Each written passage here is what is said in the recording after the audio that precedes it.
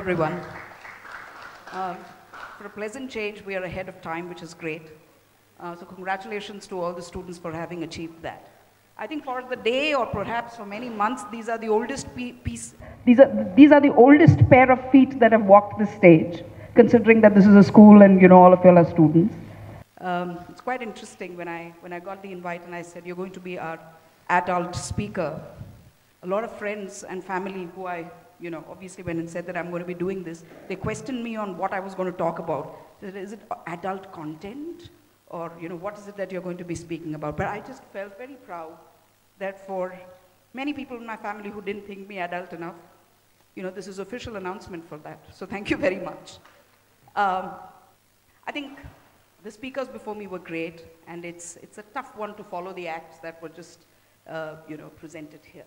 I think I'm just going to stick to the topic of square peg in round holes. It may sound very advisory at this point in time, but I still think that, as an adult, I need to be a little different from, what the millennials actually presented here earlier this evening. I do not have any content behind me, so I'm just going to,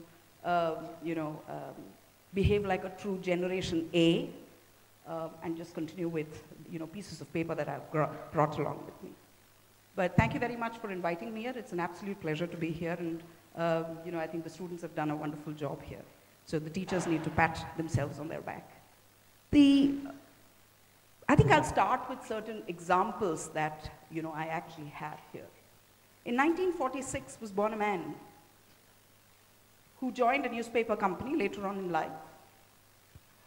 And after a couple of years in that newspaper company, as a cartoonist, now that many of you will guess who I'm talking about, but he joined as a cartoonist. And after a couple of years, he got fired because he lacked imagination and had no good ideas. He left from there. He started his own, cartoon shop that didn't do very well. Then he went to the Kansas Film City Ad Company, and he tried to earn some money there. And while he was on these various, job assignments, he came up with this very famous character, cartoon character, called Oswald. Oswald was actually a lucky rabbit, okay? He came up with that concept. Oswald was extremely popular. But again, as luck would have it, he was thought to be a person who would work at a cheaper rate than he wanted to actually work at. And so the producer actually duped him, took away the character from him, took away his team of animators by signing separate contracts with them, and brought him back to the street. He still persevered, and after many years, he came up with another character, which enthralls us to this day, and that was Mickey Mouse. And at the time that he actually came up with Mickey Mouse, people told him, please don't air it, because women won't like mice as entertainers or as a character. But he still persevered, went ahead, and the rest is history. Obviously, we're talking about Walt Disney. Imagine if he wouldn't have really, surpassed the criticisms that came his way. There's another person from the same world who had started actually making films at a very young age, and therefore, as he grew older, he wanted to study films at one of the universities in California, because they had one of the best cinematic arts scores. He applied thrice and was rejected all 3 times. So he went to another university in California, on Long Beach, and actually did an English major course. And while there, he did a couple of odd jobs to do with entertainment. And that's the time he was given this opportunity to make a short film called Amblin. It won critical acclaim, and therefore, the producer at Universal Studio actually gave him a 7-year contract. I'm talking about Steven Spielberg. Again, if he would have succumbed to the criticisms that came his way and the rejections that came on numerous occasions, he wouldn't have really made it. There was a very good software developer who interviewed in 2008 with Twitter, interviewed in 2009 with Facebook, was rejected at both places, was very dejected. You can actually see some of his historical tweets where he's actually said that I got rejected by Twitter and I got rejected by Facebook. Instead of getting deterred by that, he went ahead and developed one of these most popular cloud-based messaging systems, which is WhatsApp. Brian Acton today is worth $3.8 billion because the tool that he developed, which was WhatsApp, got picked up by Facebook, who didn't think he was worth employing. The fourth person is an author.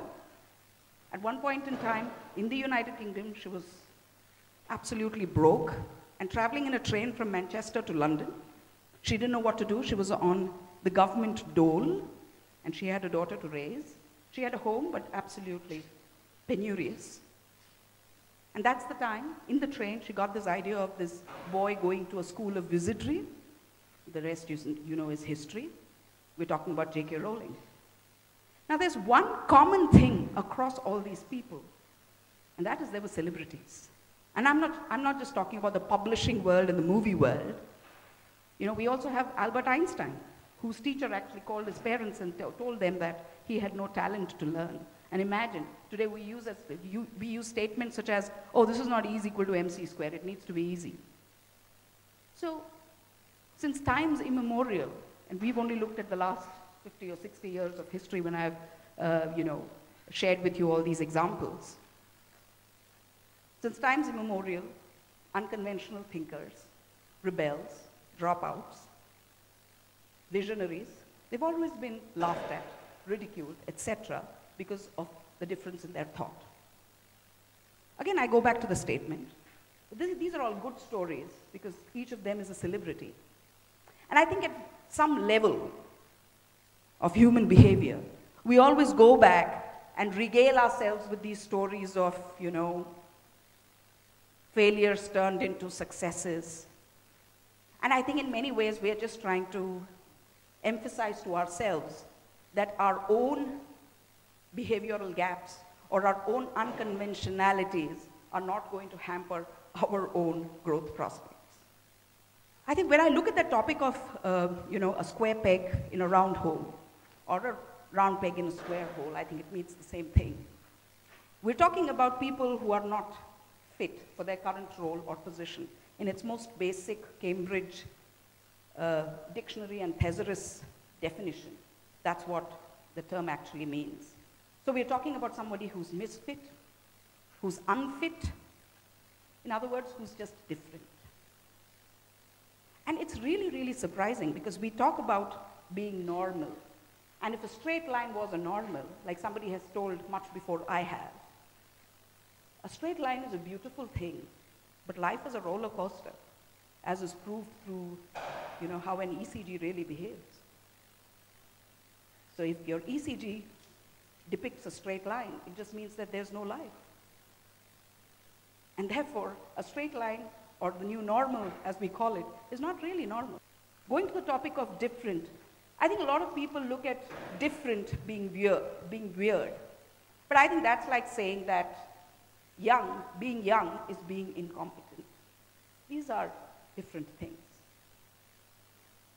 But I think a lot of youth today, and during my time, I think we've always looked at the successes of the old celebrities, the old people who were different and therefore established new paths for life. We've always looked at them and been smug with the fact that I have certain weaknesses. That's okay. Failures, make successes very soon. Like when you actually, so I'm a mentor to a couple of startups. So while we actually deal with ideas and innovations that people come up with, you suddenly realize it's not about creating value, it's about creating valuations. Okay. So I just think that as youngsters, it's important that we realize that there is no point in being smug if we think that we are a square peg in a round hole. I'm not denying the fact that we may be square pegs in round holes, but I'm saying there's nothing to be smug about it. I have a personal story. Somebody who's incredibly close to me came from a background where all distant relatives and close relatives were high achievers in the world of academics as youngsters. And this one person wasn't too great. And he then went ahead and said that, you know, I want to learn music, I want to learn dance. And for a male of those times in North India, it was very difficult for parents to accept that their child would go and learn music and dance and so on. And since he was really uninspired in terms of academics, he later on went and joined a dramatic school, you know, in thereabouts in North India. Again, there was a lot of ridicule from the family saying, nachaiya banega, gavaiya banega. You know, these are very common terminologies there. After that, he tried to join the Film Institute of India, you know, in Pune. And there he was rejected because he came from, you know, some interiors of the north. He wasn't good in English, and therefore they rejected him. He tried twice. He was rejected twice. And then he said, nothing is going to deter me. I'm still going to go and, you know, be what I want to be. And today he's a fairly well-known cinematographer. But I think the point is not about whether English is important. That's for another debate with another audience. But I think the point here really is, without formal training, can we make it? Yes, of course we can make it. But I think formal knowledge that we actually gain from, you know, experienced teachers, excellent curriculum, etc., cannot really replace the learning that we get only through experiential teaching. The point I really want to make here is that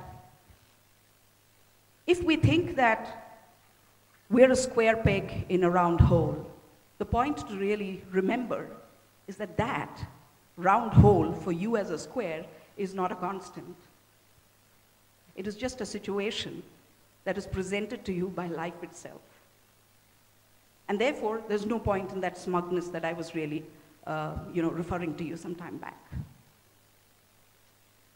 And I think, therefore, the way to actually approach it is, you know, when we go to schools or when we look at our colleagues who we probably perceive as people who are square pegs in round holes, I think we are harsh.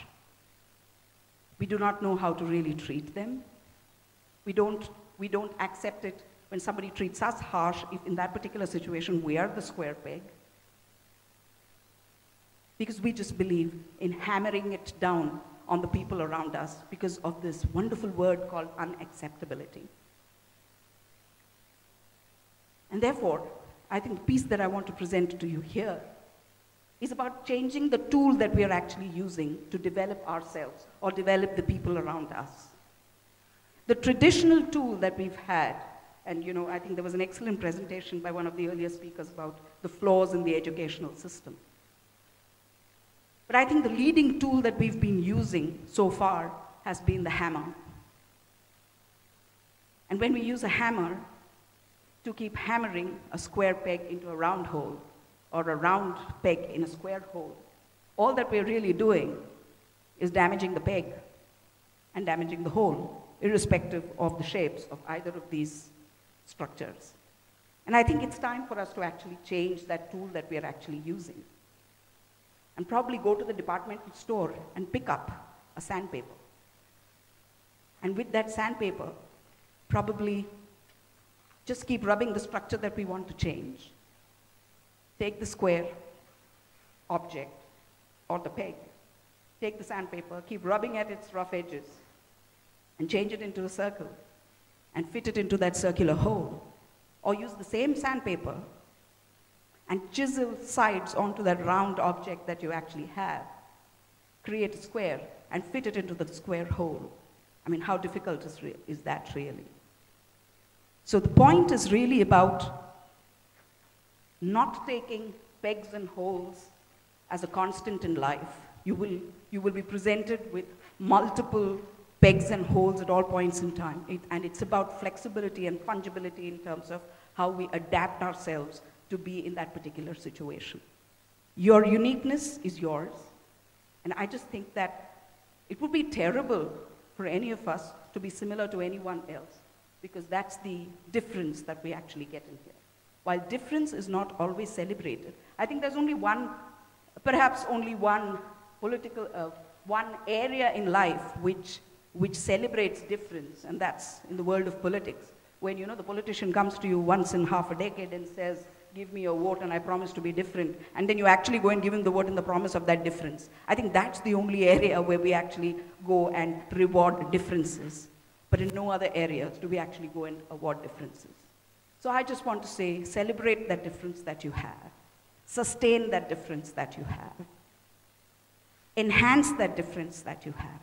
And above everything, make use of that difference that you have, so that you can convert that into a double-edged sword, also known as a saber, to cut through the clutter, to cut through the fear, to cut through the criticism, and become the magnificent person you were actually born to be. Thank you very much to all of you, and all the best.